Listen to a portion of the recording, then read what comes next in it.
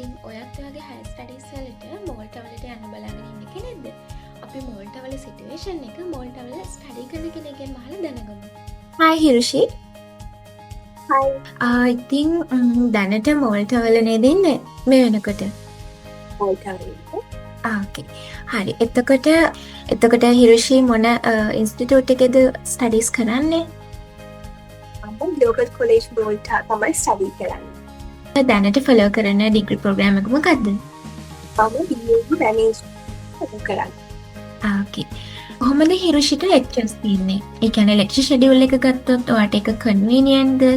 එතම මගේ lecture schedule එක හරියටම කන්වීනියන්ට්. මට තියෙන ඉවනිං ක්ලාසස් එක.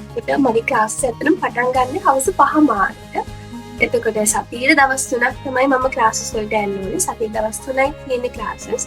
ඉතින් ඇත්තටම මේගොල්ලෝ ඔෆර් කරලා තියෙන මට ලෙක්චර් ෂෙඩියුල් එක හරියම කන්වීනියන්ට්. මේ ඉස්සරහට වැඩි කරගෙන යන්න. හිරෝෂි ඉස්සරහට ඒ කියන්නේ මෝල්ටවලට ස්ටඩි කරන්න ඉන්න ප්ලෑන් කරගෙන ඉන්න ස්ටුඩන්ට්ස්ලාට ඔයාට මොනවා හරි කන්ට්‍රි ගැන කියනවා නම් ජස්ට් වචන කීපයකින් කොහොමද කියන්න පුළුවන්? එතම දැන් මෝල්ටා ගොඩක් අය දන්නවා අඩුයි මේ යුරෝප් කන්ට්‍රි. ඒ වුණාට අපි යුරෝප් කන්ට්‍රීස් එක බලනකොට මෝල්ටා වල අපිට හරි ලේසි සර්වයිව් වෙන්න මූලිකම හේතුව ඉංග්‍රීසි මේන් ලැන්ග්වේජ් එකක් විදිහට ඒගොල්ලෝ පාවිච්චි කරන නිසා. අපිට කමියුනිකේෂන් වලට හරිම ලේසි. මෙහෙ මොකද ජොබ් එකකට ගියත් අපි ඉගෙන ගන්න තැන ඕන තැනක අපිට ඉංග්‍රීසි එක්ක කමියුනිකේට් කරන්න පුළුවන් අනිත් අයත් එක්ක. එතකොට ලිවිං කොස්ට් එතකොට මිනිස්සු හැම දෙයක්ම බැලුවොත් එතකොට මේගොල්ලන්ගේ এডুকেෂන් සිස්ටම් එක අපේ පහසු බලලා ඒගොල්ලෝ ඔෆර් කරන දේවල් ඒ හැම දෙයක්ම ඇත්තටම ගොඩක් හොඳයි. එතකොට මම ඇත්තටම කියන්නේ ඔයගොල්ලෝ ඔයාලගේ හයි ස්ටඩීස් වලට මෝල්ටා තෝරගන්න නම් ඒක හරිම හොඳ choice එකක්. මොකද මේ හරිම ගොඩක් ප්‍රසිද්ධ රටක් නොවුනත් මේක හරිම ලේසි ජීවත් වෙන සහ ආරක්ෂිත රටක්. ඔය හැමෝටම මෙහෙ ඇවිල්ලා ජීවත් වෙන්න. මේ වෙනකොට ග්ලෝබලි ගත්තොත් මේ ගැටලු තියෙනවනේ ඕ එකක් යනවා. එතකොට ඔයාට හිතන විදිහට මොනවා හරි මෝල්ටවලට ඒ කියන්නේ ඉන්ටර්නැෂනල් ස්ටුඩන්ට්ස්ලා විදිහට ඔයාලට ඒකෙන් බලපෑමක් තියනවාද?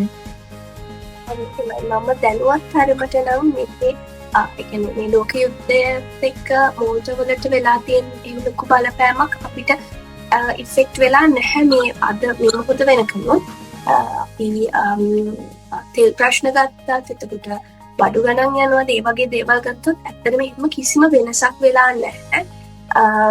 මෙහෙ ඒ කියන්නේ තිබ්බ ලිවිං ස්ටයිල් එක ඒ විදිහටම මිනිස්සු පවත්වාගෙන යනවා. ඒක බෝයකේ බලපෑම අපිට අපි දැනුවත් තරමට කිසිම බලපෑමක් ඇති වෙලා නැහැ මේ වෙනකම්.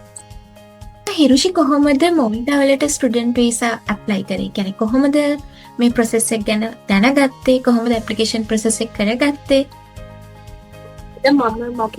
මම ආවේ EC ස්ටඩි අප්‍රෝච් කියන ඒජන්සි. ඒගොල්ලෝ තමයි මාව මගේ ෆස්ට් ස්ටෙප් එකේ ඉඳන්ම ඔක්කොම ෆලෝ අප් කරලා ඩොකියුමන්ටේෂන් ඉන්ටර්වියුස් වලට ප්‍රිපෙයාර් කරපු දේවල් කොටිම යා ටිකට් බුක් කරන එකේ ඉඳන්ම හැමදේම ඒගොල්ලෝ තමයි ෆලෝ අප් කරලා මට සපෝට් එක දුන්නේ. අපිව ඉන්ටර්වියුස් වලට ප්‍රිපෙයාර් කරලා හැමදේටම ලොකු සපෝට් එකක් දුන්නා. අතට මම EC එක through තමයි මෝල්ටා වලට ආවේ.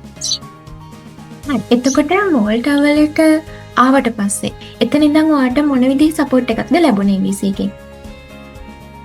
දැන් අපිට අපි ලංකාවේදී තියෙන ලොකු ප්‍රශ්නයක ප්‍රොඩක්ෂන් අගන්න අපිට ලොකු කියන්නේ පහසු විදිහක් නැහැ. එතකොට EC එක එතන ඉඳන්ම උදව් කරනවා අපිට මෙහි ආරක්ෂිත ඇකොමඩේෂන් එකක් හොයාගන්න. ඊට පස්සේ අපි මම දැන් මෙහෙට ආවට පස්සේ මාව පික් කරන්න එන තැන ඉඳන් මගේ ඇකොමඩේෂන් එකට මාව ගිහිල්ලා දාලා එතනින් එහාට මට මෙහි මොනවා හරි මගේ ඩොකියුමන්ටේෂන් පැත්තෙන් ඕන දේවල් මොනවා හරි තියෙනවද කියලා ඒවා ෆලෝ අප් කරලා ඒගොල්ලෝ මාත් එක්ක කමියුනිකේට් කරගෙන ගියා. දිගටම ඒකට මගේ ප්‍රොසෙස් එක මං ඉන්න තැන මං ගැටලුවක් නැත්ද ඒ හැම දෙයක්ම අද මේ වෙනකනොත් ඒගොල්ලෝ හොයලා බලනවා මම මෙහි කිසිම ප්‍රශ්නයක් නැතුව ඉන්නවද කියන එක ගැන. ලොකු සපෝට් එකක් ඇත්තටම මේ වෙනකම්ම හම්බ වෙනවා මට යාළුවනේ.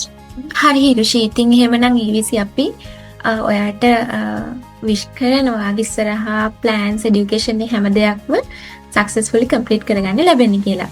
ඉතින් අපිත් එක්ක එකතු වුණාට thank you so much.